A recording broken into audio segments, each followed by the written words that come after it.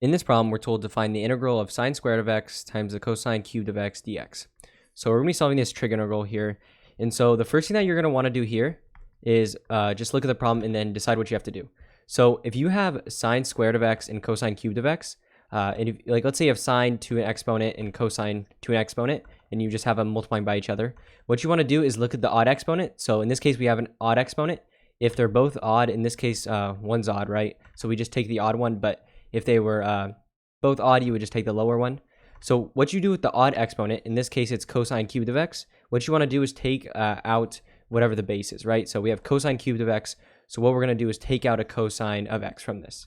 So you should get, if you take out a cosine of x from this, the sine squared of x is going to stay the same, and then you just multiply by the cosine squared of x, right? Because we're taking out a cosine of x, right? So now we just have cosine squared of x times the cosine of x.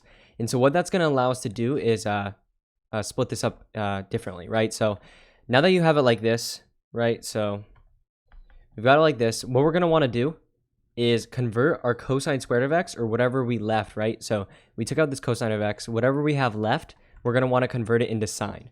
So that's what we're going to do next. And the way we're going to do that is by using one of the identities, which tells us that the cosine squared of x plus the sine squared of x is equal to 1.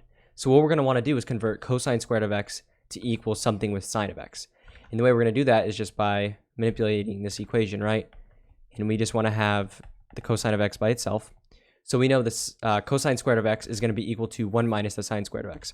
And that's what we're going to replace this with. So if we go ahead and do that, sine squared of x multiplied by 1 minus the sine squared of x times the cosine of x dx. And so now you've got it like this. Once you have all your other terms and you just have this term by itself, right? So we have all these are sine and this is just cosine. What you're going to want to do is use u substitution here. And what we're going to do is get rid of this cosine. And the way we're going to do that is by setting u equal to sine. So if we set u equal to the sine of x, what you should notice is that this problem is just going to become super easy. So if we say u is the sine of x, right? When we plug u back in, this is just going to become u squared, and this is going to become 1 minus u squared.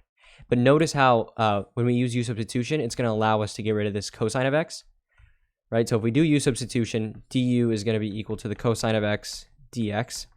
So dx is equal to du over the cosine of x. So if we rewrite our integral, we have the sine squared of x, or let's actually plug in u, right? So we know u is the sine square or sine of x. So if we plug in u for this, it's just going to be u squared times 1 minus, and then this is going to be u squared. And then you should notice we have cosine of x, and then we're multiplying it by du over the cosine of x. And so now what you should notice is these cancel.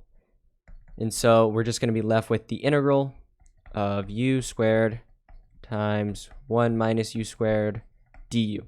And so now we've got it like this, right? All we have to do is just multiply these together and we can solve. And then we're just going to replace it with u.